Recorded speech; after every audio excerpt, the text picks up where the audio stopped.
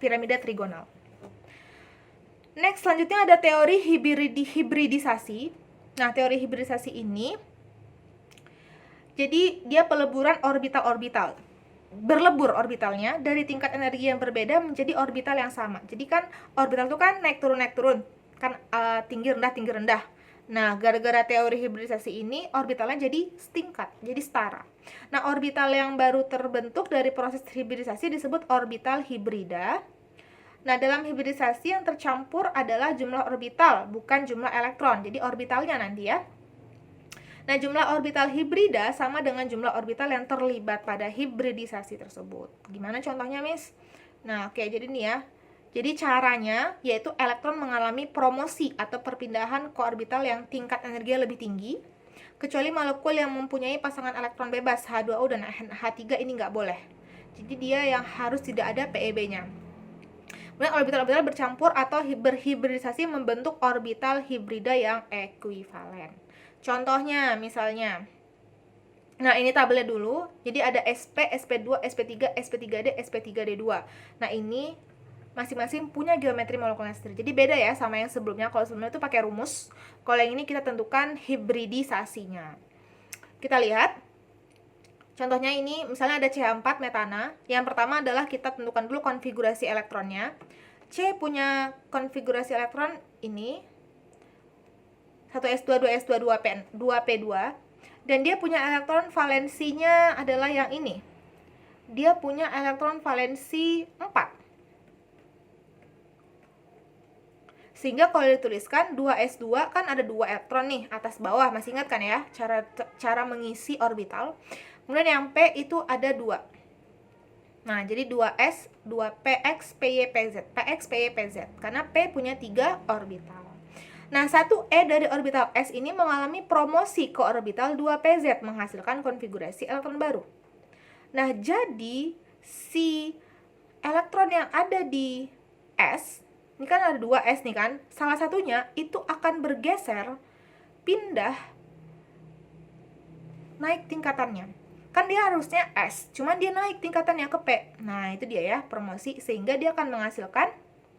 Nah, jadi dia akan mengisi orbital 2pz, maka 2s-nya jadi 1, berkurang ya, karena dia naik, promosi. Yang namanya dipromosikan berarti ditingkatkan ya, misalnya kayak bos, wah saya dipromosikan menjadi manajer, misalnya, berarti naik tingkatnya. Nah, sama juga kayak elektron, ketika elektron dipromosikan, maka orbitalnya naik, gitu ya, pahamannya. Kemudian, nah, keempat orbital ini kan masing-masing udah terisi tuh, terisi oleh 1 elektron. Sehingga masing-masing orbital ini nantinya akan berikatan dengan H. Nah, gitu. Sehingga nantinya akan dapat membentuk CH4. Nah, si H-nya itu, si elektron dari H akan masuk satu-satu ke dalam orbitalnya. Sehingga lengkaplah semua orbitalnya ya. Jadi orbitalnya jadi penuh. Gitu ya. Ini jadi orbital sp3 karena ini S dan P-nya ada 3. Jadi disebut dengan orbital sp3. Orbital sp3 itu punya bentuk yaitu tetrahedral. Sehingga CH4 itu bentuk molekulnya adalah tetrahedral. Oke. Nah, selanjutnya molekul polar dan non-polar. Kita sebelumnya udah jelaskan ya masalah polar dan polar ini. Nah, non-polar itu adalah molekul yang tidak memperlihatkan adanya kutub positif dan kutub negatif. Jadi nggak ada ya.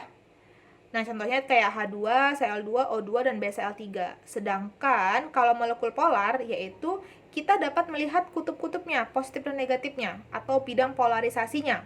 Contohnya yaitu kayak ada NH3, H2O, dan HCl. Itu ya untuk molekul polar dan non-polar. Nah, coba lihat. Pada molekul nonpolar itu biasanya punya bentuk itu simetris, nonpolar. Kenapa simetris, Miss? Dia tertariknya sama. Contohnya kayak H, kan sama rata nih ada H-nya. Nah, B-nya sama rata nih. Tanpa ada elektron bebasnya di sini. Jadi tidak ada pengganggu. Semua terikat. Nah, kemudian distribusi rawatan elektron molekul nonpolar merata. Itu dia ya. Kemudian yang molekul polar. Coba, molekul polar itu bentuknya nggak simetris. Coba lihat deh. Dia yang negatif itu cenderung lebih besar tarikannya. Makanya dibuat di sini Cl itu lebih besar bulatannya. Sedangkan kalau ini tadi N ya. N itu juga cenderung lebih besar daripada si H. Makanya dia nggak simetris. Harusnya sama rata dong, sama rata, sama besarnya. Tapi karena dia tidak simetris, makanya dia disebut sebagai molekul polar. Jadi gitu ya. Jadi dari geometri molekul itu kita bisa tentukan, wah ini ternyata molekulnya polar atau molekulnya non-polar. Oke, nah ini kepolaran molekul itu dipengaruhi oleh geometri. Nah, jadi karena hal ini akan menentukan resultan momen dipol. Momen dipol sama dengan 0, itu berarti molekulnya bersifat non-polar. Momen dipol tidak sama dengan 0, maka dia disebut polar. Contohnya kayak BCl3. BCl3 itu disebut polar karena atom Cl-nya lebih elektronegatif daripada atom B. Nah, kita lihat ini. Momen ikatan kovalen yang bersifat BCl itu polar, tapi kalau bentuknya BCl3, dia momen dipolnya 0, sehingga BCl3 itu bersifat non-polar karena tertariknya sama rata nih. Tertariknya sama rata. Jadi gitu ya. Yang selanjutnya adalah NH3. Nah, NH itu bersifat polar.